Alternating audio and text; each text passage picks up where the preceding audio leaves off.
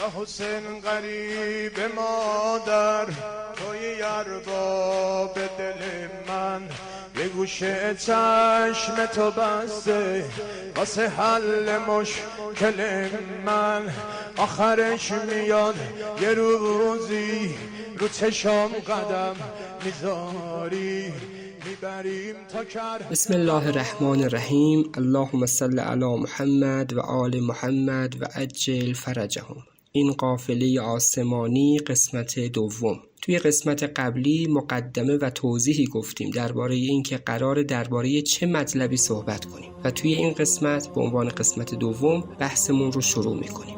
برای ورود به تاریخ واقعی کربلا، شناخت شخصیت خبیث و پلید معاویه لازم و واجبه. یعنی شما نمیتونید درباره واقعی کربلا حرف بزنید و شخصیت سیاه معاویه رو نادیده بگیرید، چون اگر واقعی عاشورا رخ داد، توی این واقعه شیطان و 2-3 نفر از اصلی ترین سربازان شیطان نقش کلیدی داشتند. یکی از اون شخصیت‌های پلید و جهنمی معاویه است. در کنار معاویه و در رأس این سپاه ابوبکر و عمر قرار دارند. در حقیقت مثلث اصلی شکلگیری واقعی عاشورا ابوبکر، عمر و معاویه هستند. معاویه 20 سال حکومت کرد. 10 سال از این 20 سال حکومت در دوره امام حسن مجتبی علیه السلام بود و 10 سال دوم این حکومت در دوره امامت امام حسین علیه السلام بود. معاویه قبلا هم 20 سال بر سرزمین شام حکومت کرده بود. یعنی 20 سال حاکم سرزمین شام بود.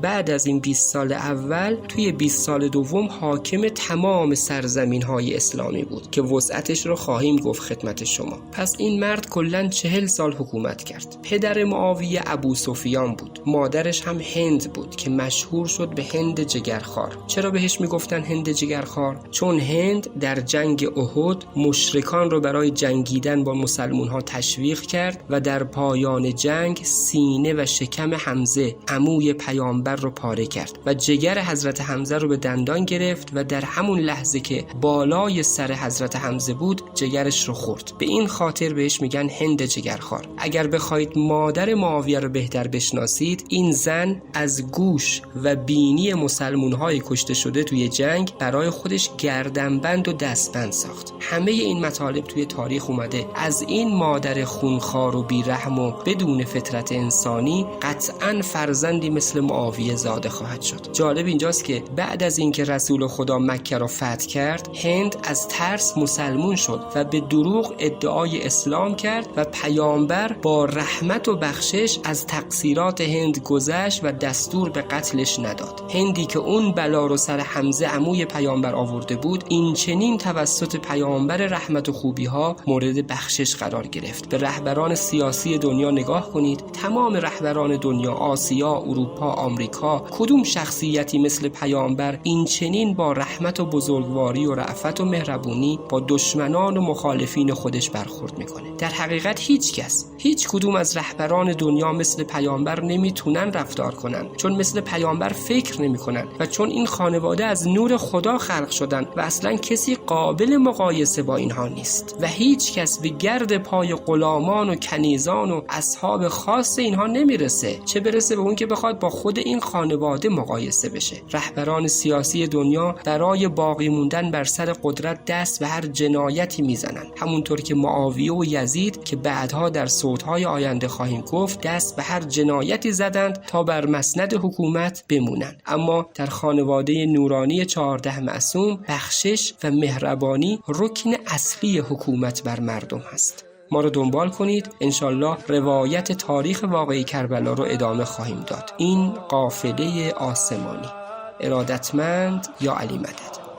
در و دیوار شهر ما، در و دیوار شهر ما سیاه شد از غم، سیاه شد از غم. گریبان شاک و کن زین قصه و این ماتم، قصه و ماتم.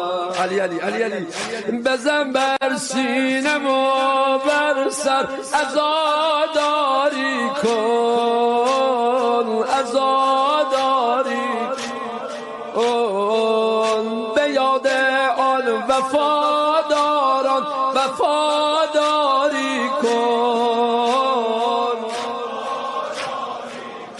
دریغا آفتاب کربلا سوزان است، زمین و خاک آن دشت بلا سوزان است. علی اصغر کو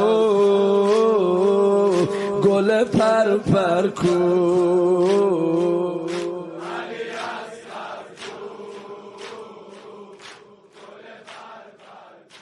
علی اصغر کو